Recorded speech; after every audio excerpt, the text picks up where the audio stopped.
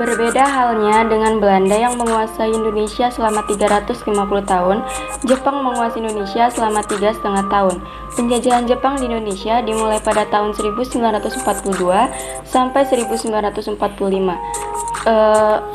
Jepang menguasai Indonesia sejak tanggal 8 Maret 1942 ketika Panglima Tertinggi Pemerintahan Kolonial Hindia Belanda menyirat tanpa syarat kepada sekutu di Kalijati, Bandung.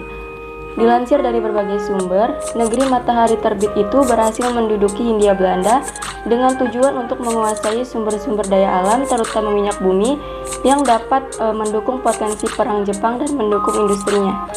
Saat menguasai Indonesia, Jepang tak mempunyai banyak perlawanan. Masyarakat Indonesia menerima bala tentara Jepang dengan perasaan senang.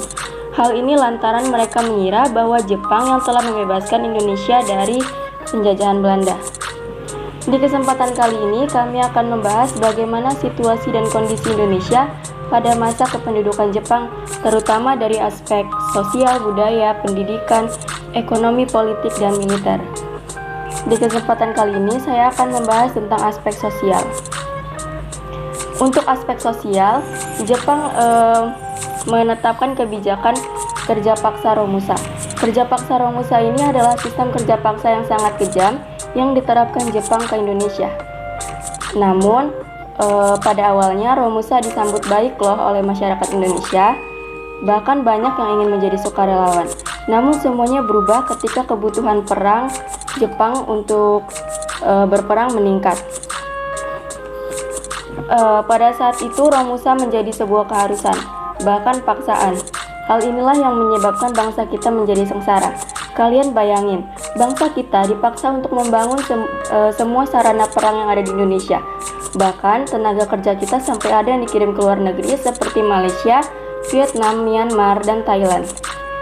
Mereka dipaksa untuk bekerja sepanjang hari tanpa diimbangi oleh upah dan fasilitas hidup yang layak. Alhasil, mereka tidak dapat pulang ke kampung halaman karena sudah meninggal dunia. Selain membentuk Romusa, Jepang juga membentuk Jugun Lanfu. Jugun Lanfu adalah tenaga kerja perempuan yang direkrut dari perempuan-perempuan Asia seperti Indonesia, Cina, dan Korea. Perempuan-perempuan tersebut dijadikan perempuan penghibur bagi tentara Jepang. Sudah lebih dari 200.000 perempuan Asia dipaksa untuk menjadi Jugun Lanfu. Sekian dari saya, selanjutnya akan disampaikan oleh teman saya, Cika Cantika. Saya Cika Cantika, jadi saya akan menjelaskan yang kedua yaitu aspek budaya. Pemerintahan Jepang pernah mencoba menerapkan kebudayaan memberi hormat ke arah matahari terbit kepada masyarakat Indonesia. Dalam masyarakat Jepang, kaisar memiliki tempat tertinggi karena diyakini sebagai keturunan dewa matahari. Nah, Jepang berusaha menerapkan nilai-nilai kebudayaannya kepada masyarakat Indonesia, tetapi langsung mendapatkan pertentangan dan perlawanan dari masyarakat Indonesia karena perbedaan yang sangat jauh antara kebudayaan Jepang dan Indonesia selama ini.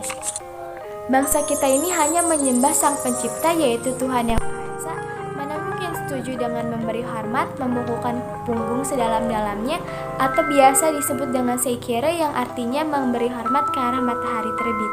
Nah, pemerintahan Jepang juga mendirikan pusat kebudayaan yang diberi nama Keimin Bunkei Shidoso.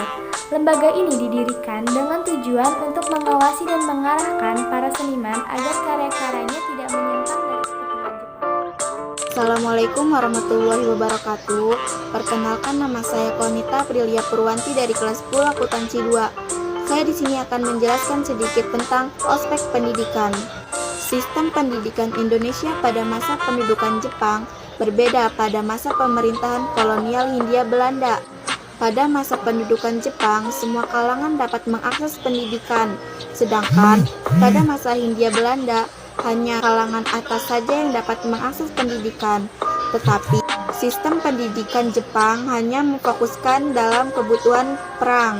Meskipun akhirnya semua kalangan dapat mengakses pendidikan, tetapi secara jumlah sekolahnya sangat menurun drastis dari 21.500 menjadi 13.500. Sekian dari saya. Wassalamualaikum warahmatullahi wabarakatuh. Assalamualaikum warahmatullahi wabarakatuh. Nama saya Sucia Ramadanti. Di sini saya akan menjelaskan sedikit tentang aspek ekonomi. Sistem ekonomi yang diterapkan adalah sistem ekonomi Jepang. Saat itu Jepang merasa penting untuk menguasai sumber-sumber bahan mentah dari berbagai wilayah di Indonesia. Tujuan Jepang melakukan itu untuk menghadapi Perang Asia Timur Raya Scott. Wilayah-wilayah yang sanggup memenuhi kebutuhannya atau yang diberi nama lingkungan kemakmuran bersama Asia Timur Raya merupakan wilayah-wilayah yang termasuk di dalam struktur yang direncanakan oleh Jepang. Sekian penjelasan dari saya. Mohon maaf bila ada kesalahan. Saya akhiri. Wassalamualaikum warahmatullahi wabarakatuh. Zahria yang akan menjelaskan tentang aspek politik pada masa pendudukan Jepang. Nah, pada masa pendudukan Jepang ini banyak bekerja sama dengan golongan-golongan nasionalis, di mana hal ini berbeda saat pada masa Hindia Belanda, di mana dulu golongan-golongan nasionalis itu sangat dicurigai. Nah, golongan-golongan nasionalis ini mereka dapat bekerja sama dengan Jepang karena Jepang banyak mengeluarkan pemimpin nasional Indonesia dari penjara. Namun kemudian Jepang membuat undang-undang yang terkait pada bidang politik, di mana undang-undang tersebut banyak merugikan bangsa Indonesia. Di antaranya adalah yang pertama Undang-Undang Nomor 2 Tanggal 8 Maret tahun 1942 tentang larangan kepada orang Indonesia untuk berserikat dan berkumpul.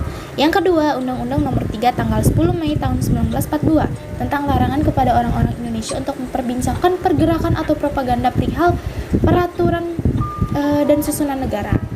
Yang ketiga, yang terakhir, yaitu Undang-Undang Tanggal 22 Juli tahun 1942 tentang larangan pendirian organisasi yang bersifat politik. Nah, itu adalah aspek-aspek politik yang ada pada masa pendudukan Jepang. Sekian dari kelompok kami, mohon maaf bila ada kesalahan. Kami undur diri. Wabillahi taufiq wal hidayah. Wassalamualaikum warahmatullahi wabarakatuh.